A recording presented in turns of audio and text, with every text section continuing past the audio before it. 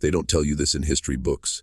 They don't teach it in classrooms or carve it into monuments or whisper it during patriotic speeches. But beneath the soil of this country, beneath the barns, the hollows, the forgotten roads that disappear into trees, there are bloodlines that never escape themselves. Families that didn't just live in isolation, but were shaped by it, twisted by it, trapped inside it. Tonight you're not here for comfort. You're here because something pulled you toward the quiet horrors we pretend don't exist.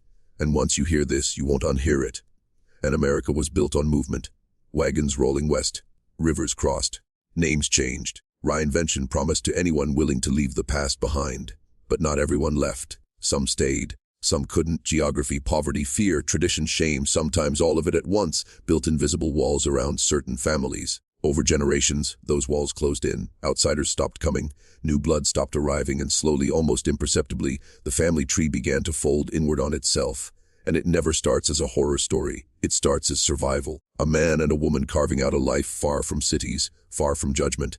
Children born into quiet places where everyone knows everyone, or worse, where there is no one else to know. When neighbors are miles away and roads are unreliable, family becomes everything. Family becomes community. Family becomes the only option. And when choice disappears, so does escape. And isolation does something dangerous to the human mind. It compresses reality. It narrows moral boundaries. What would once be unthinkable becomes normal simply because there is no alternative. When the outside world fades into myth, internal rules replace social ones. Bloodlines stop branching outward and begin circling back. Cousins marry cousins, lines blur, generations overlap in ways that feel wrong even to describe, yet felt inevitable to those living inside them. And the cost of that isolation is not abstract, it shows up in bodies, in minds, in lives quietly unraveling behind closed doors. Children born with limitations they cannot explain, adults trapped in dependency, confusion, and silence. Doctors rarely visit, schools are distant. Questions go unasked because answers might destroy what little stability exists. And so the cycle continues, not because anyone planned it, but because no one stopped it. And what makes these stories unsettling isn't just the biology, it's the silence that surrounds it. Local authorities look away. Outsiders sense something is wrong but don't intervene. There's an unspoken agreement in some rural corners of America. You don't interfere with family matters, no matter how dark they are, especially when those families are already marked by poverty and neglect. Especially when acknowledging the truth would mean admitting collective failure, and over time, rumors replace facts. Whispers travel farther than help ever did. People point, stare, joke, and dehumanize. The family becomes a legend, a curiosity, a warning told in half sentences. But legends strip away responsibility. They make suffering feel distant, almost fictional. And that distance is what allows the damage to deepen, generation after generation unchecked. And inside these families, love still exists, but it's tangled, distorted, and often weaponized. Care blends with control. Protection turns into imprisonment. Children grow up knowing something is wrong, but not knowing what right looks like. When the only world you know is broken, broken feels normal. Escape feels terrifying. And so even when doors open, many never walk through them. And this is not a story about monsters hiding in the woods. It's about ordinary people crushed by extraordinary neglect. It's about what happens when isolation outlives necessity and becomes destiny. When a family stops being a source of strength and becomes a closed system with no exit. The most disturbing truth is this: none of it required evil intent, just silence, just distance, just time. And as we move deeper into this archive, you'll hear echoes of lives lived out of sight, shaped by choices that were never really choices at all. And the question you'll keep returning to, whether you want to or not, is simple and unbearable. At what point does isolation stop protecting a family and start destroying it from the inside? And the farther you travel from highways and headlines, the more America begins to forget itself. Towns thin out, mailboxes disappear, roads turn to gravel, then to dirt, then to memory. And in places like these, isolation isn't just a condition, it's an inheritance, passed down quietly like an old injury no one talks about, but everyone feels. And in these pockets of the country, time moves differently. Decades overlap. The past never quite releases its grip. Family names repeat until they lose meaning, until they become less about identity and more about confinement.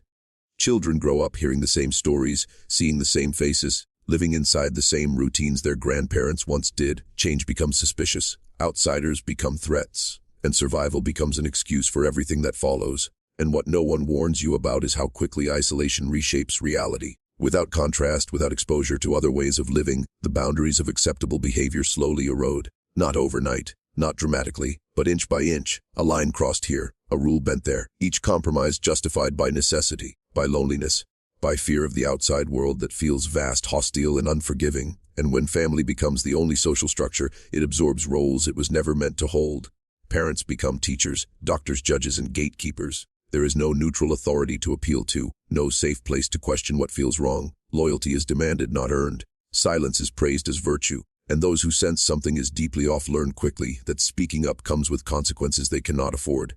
And biology, of course, does not care about justifications. It keeps its own record. Generation after generation, traits compound, vulnerabilities intensify. What begins as mild impairment becomes severe limitation. What starts as learning difficulty turns into lifelong dependency. And yet, from the inside, it still doesn't feel like a crisis, because crisis implies comparison, and comparison requires an outside world that no longer feels real, and medical intervention, when it arrives at all, often comes too late. Doctors notice patterns but lack context. Social workers visit once, twice, then stop coming. Systems designed to protect fail when cases are complex, rural, and uncomfortable. It's easier to look away than to untangle a family history that spans decades of neglect and quiet suffering. Easier to label it unfortunate than to confront the structural abandonment that allowed it to happen. And the public, when it finally notices, rarely responds with compassion. Instead, curiosity curdles into spectacle. Photos circulate. Jokes are made. Headlines reduce human lives to shocking phrases and viral moments. The family is no longer seen as people. They become symbols, warnings, entertainment. And in that transformation, their humanity is erased all over again. And what's rarely acknowledged is how much effort it takes to survive inside a closed bloodline. How much emotional labor goes into maintaining normalcy when normal has been fractured for generations. Caregivers age quickly. Children are forced into roles far beyond their years. Responsibility becomes crushing, relentless, and unavoidable. There is no relief, no break, no future that looks different from the present, and some members do leave. Occasionally, one manages to cross the invisible boundary separating isolation from society, but escape comes at a cost. The outside world is loud, fast, and judgmental. Skills learned in seclusion don't translate. Shame follows closely behind. Many who leave carry guilt so heavy it pulls them back like gravity. And when they return, the cycle tightens further, reinforced by the lesson that the outside world only hurts.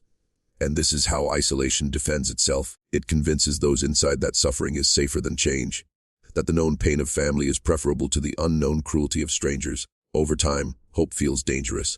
Aspiration feels like betrayal. And the very idea of breaking the cycle begins to feel immoral, because it threatens the fragile balance that keeps everyone alive, even if barely. And as we dig deeper, remember this: these families were not born infamous. They were born invisible. Their stories didn't unfold in darkness by accident. They were shaped by neglect layered over neglect, silence stacked on silence. And every year they remained unseen, the cost grew heavier.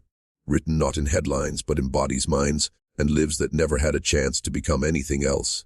And there is a moment in every closed bloodline when the truth becomes impossible to ignore.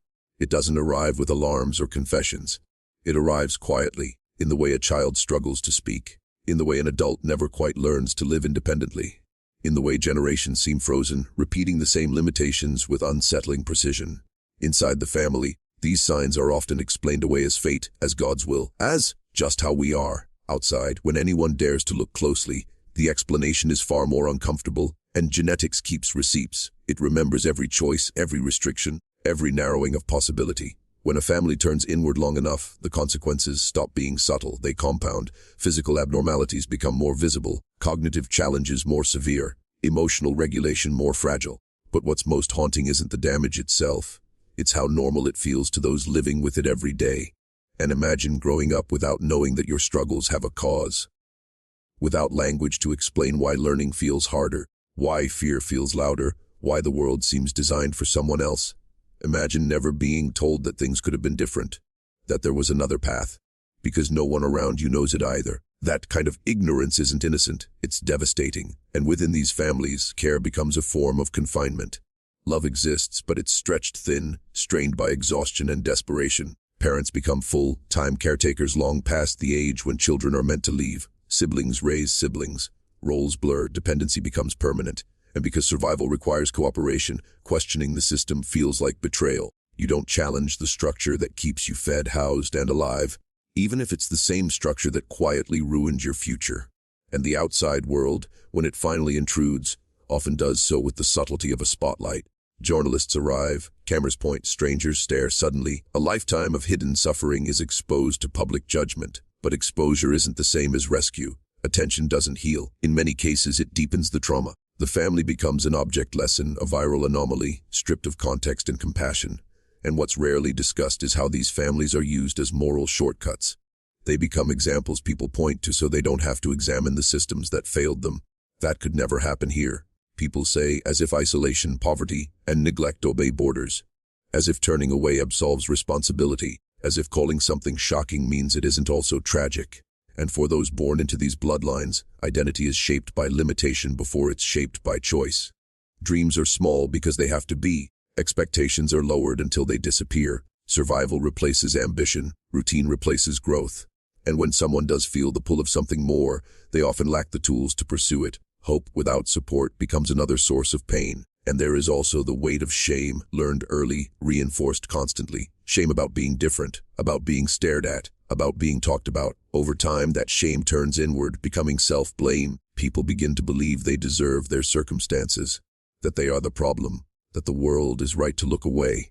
And so the cycle persists, not because anyone wants it to, but because breaking it requires intervention that is consistent, compassionate, and sustained. Not a visit, not a headline, not a moment of outrage. It requires systems willing to stay long after the cameras leave, willing to invest in lives that don't offer neat success stories. And what makes these stories truly unsettling is how easily they could repeat. Isolation still exists.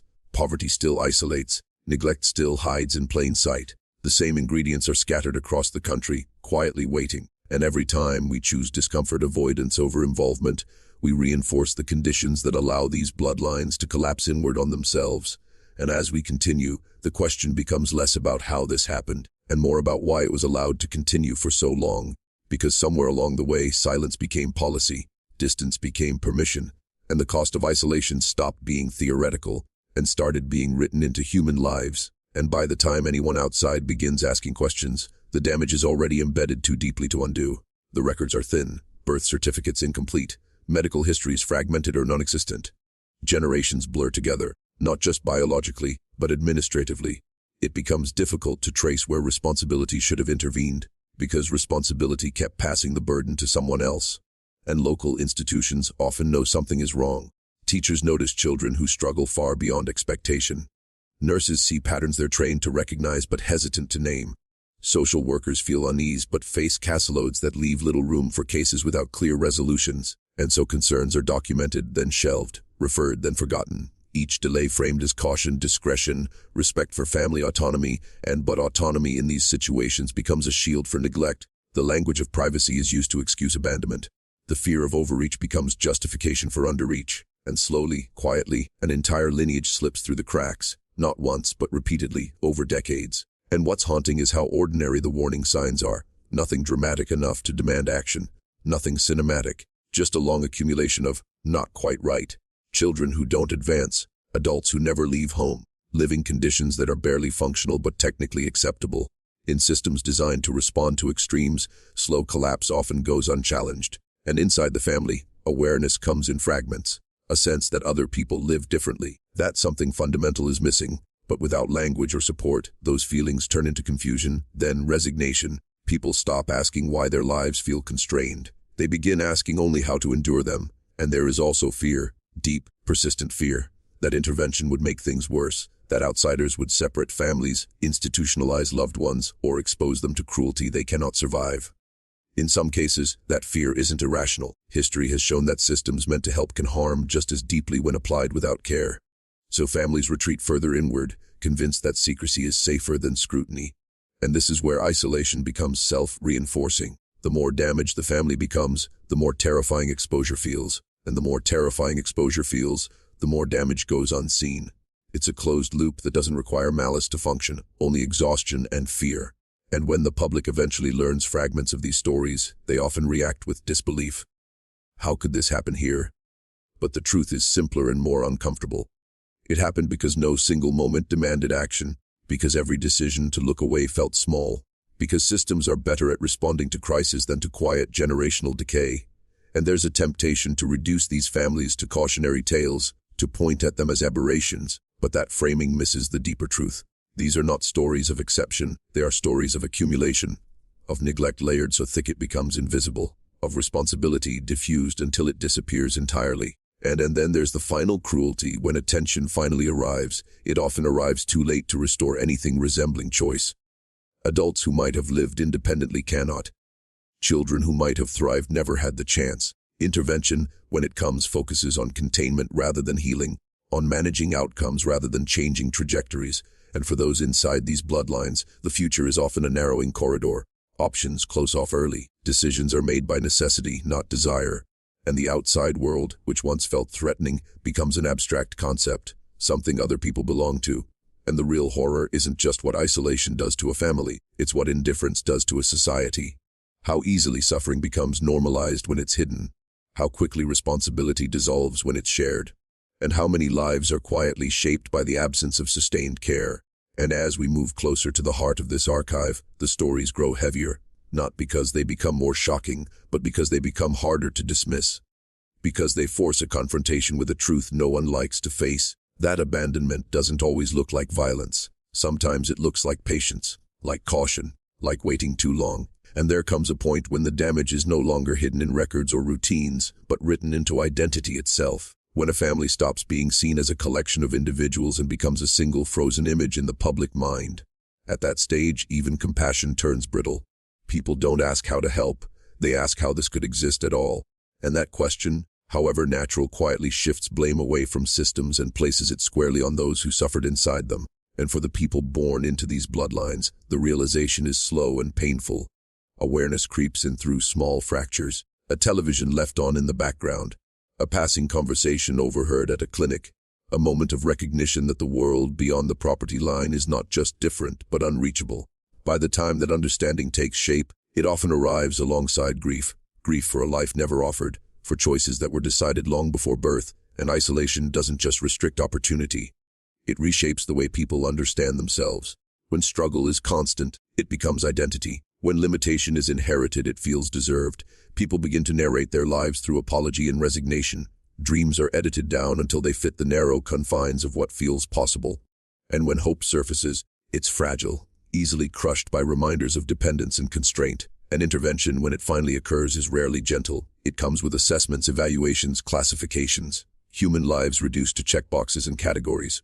Necessary, perhaps, but deeply destabilizing. For families who survive by clinging to each other, outside involvement feels like intrusion, even when it's desperately needed. Help arrives carrying the weight of judgment, history, and institutional failure. And there is a cruel irony here. The very isolation that caused the damage also made families wary of rescue. Generations taught to mistrust outsiders don't suddenly welcome them when crisis peaks. And outsiders, sensing resistance, often retreat rather than persist. The result is a tragic stalemate, one that costs time, dignity, and lives, and public fascination intensifies this harm. When stories leak beyond their origins, they are rarely told with care. Context is stripped away, complexity flattened. The narrative becomes one of shock rather than responsibility. Viewers consume suffering at a distance, reassured that it belongs to somewhere else, to those people. And in that distancing, the conditions that allowed it to happen remain intact. But if you listen closely, if you strip away the labels and the spectacle, what remains is not horror but loss. Loss of education, loss of autonomy, loss of possibility. Loss that accumulates quietly until it feels inevitable. And inevitability is the most dangerous myth of all, because it suggests nothing could have been done. And if you're still watching, you're already braver than most. Tell us in the comments, what would you have done if this was your bloodline? And that question is uncomfortable for a reason, because it forces a reckoning not with abstract morality, but with proximity, with the reality that most people don't choose courage in isolation. They choose survival, they choose familiarity, they choose the known pain over the unknown risk, and in doing so, they unknowingly preserve the very conditions that hurt them. And the truth buried beneath these stories is not that some families are broken beyond repair. It's that repair requires patience longer than public attention spans. It requires resources that don't disappear after headlines fade. It requires a willingness to stay present in places that make us uneasy. And perhaps most disturbing of all, it requires acknowledging that isolation is not a relic of the past. It is still being produced by economic abandonment, by geographic neglect, by social indifference. The same quiet forces are still at work, shaping lives far from where most people look. And as this archive deepens, one thing becomes painfully clear: the cost of isolation is never paid all at once. It's paid in fragments, in missed chances, in narrowed futures, in generations taught to endure rather than imagine. And by the time the bill comes due, there is no simple way to settle it. And by the final generations, isolation stops feeling like a circumstance and starts feeling like destiny. The past is no longer something remembered, it's something embodied. Mannerisms repeat, limitations echo. Even silence seems inherited. When people look at these families from the outside, they often ask the wrong question. They ask how anyone could let this happen. What they should be asking is how anyone could have stopped it once it was already in motion. And because by then, choice has been eroded down to instinct. Wake up, care for who needs caring, maintain what little order exists, repeat. Days blur together, years pass unnoticed. The future becomes a vague concept reserved for other people. When survival consumes all available energy, there is nothing left for transformation. And inside these homes, time doesn't heal, it preserves. Old injuries are never treated, only adapted to. Emotional wounds are normalized, not named. Children learn early that asking too many questions creates instability. Curiosity becomes dangerous. Obedience becomes safety. And so the family trains itself, unconsciously, to resist change even when change is the only thing that could save it. And there is a particular kind of loneliness that comes from being surrounded by blood and still feeling unseen. From knowing everyone around you yet never being fully known. From carrying a sense of wrongness you cannot articulate because the words were never given to you. That loneliness compounds the damage, quietly shaping behavior, belief, and self-worth. And when intervention finally arrives, if it arrives at all, it often feels like an ending rather than a beginning. Relationships fracture under scrutiny. Secrets surface without context. People are separated not because it's ideal, but because there are no good options left. What could have been gradual support becomes emergency response. What could have been dignity becomes damage control. And yet even here, the most painful truth remains unspoken. These outcomes were not inevitable. They were the result of prolonged absence, of communities stretched too thin, of systems optimized for reaction rather than prevention, of a culture that confuses privacy with protection and autonomy with abandonment. And it's tempting to frame these families as warnings, as evidence of what not to become. But that framing misses the point entirely. Warnings imply distance. They imply that the danger exists somewhere else. The reality is far more uncomfortable. The same conditions exist wherever isolation meets neglect, wherever help is conditional, wherever patience runs out before healing begins, and what lingers after the stories fade is a question that doesn't have an easy answer. How many chances does a society have to intervene before silence becomes complicity? How many generations must suffer quietly before attention feels like accountability rather than spectacle? And the people inside these bloodlines rarely see themselves as victims. They see themselves as survivors. And in many ways they are. They endure circumstances that would break most outsiders within weeks. They adapt to limitations others would find unbearable. That resilience deserves recognition, not ridicule. But resilience should never be mistaken for justification. And because surviving harm is not the same as consenting to it, enduring isolation does not mean choosing it. And being born into limitation does not mean deserving it. Those distinctions matter, even when they arrive too late to change outcomes. And as you sit with this, the discomfort you feel is not accidental. It's the weight of proximity.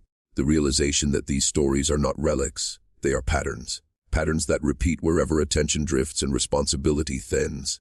Patterns that thrive in quiet places far from scrutiny, where suffering doesn't trend and patience is rare. And the most disturbing part of all this is not what happened to these families. It's how easy it is to imagine it happening again. Different names, different locations, saying isolation, silence time, and we like to believe that horror announces itself loudly, that it arrives with warning signs impossible to ignore.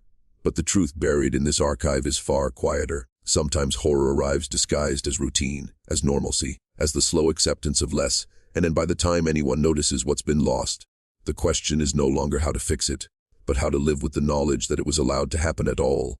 And in the end, what remains is not a single family, or a single place, or even a single tragedy. What remains is a pattern etched into the margins of American history, a pattern that survives precisely because it is uncomfortable to acknowledge. Isolation doesn't announce itself as danger. It presents as privacy, as tradition, as independence, and by the time its cost becomes visible, the damage has already been carried across generations. And these bloodlines do not collapse all at once. They narrow slowly, quietly. Possibility after possibility closes until life becomes maintenance instead of growth. And from the inside, this narrowing feels natural, invisible. Because when you are born into limitation, you don't experience it as loss. You experience it as reality. And what history often fails to record is not what happened, but what didn't. The school that never followed up. The clinic that never returned. The neighbor who noticed something felt wrong but chose not to get involved. The policy written to protect autonomy that ended up protecting neglect. Each absence seems minor on its own. Together, they form a structure just as powerful as any wall, and we tell ourselves comforting stories about progress, about how this kind of thing doesn't happen anymore. But progress is uneven. It leaves pockets behind, and in those pockets, isolation still does its work patiently, reshaping lives while the rest of the country looks elsewhere. And the most unsettling truth is that no villain is required, no single moment of cruelty, just enough distance for empathy to fade, just enough silence for responsibility to blur, just enough time for harm to feel inherited rather than inflicted. And when people encounter these stories, they often search for a clear takeaway, a moral, a lesson that allows them to close the archive and move on. But there is no clean ending here, no redemption that erases what was lost.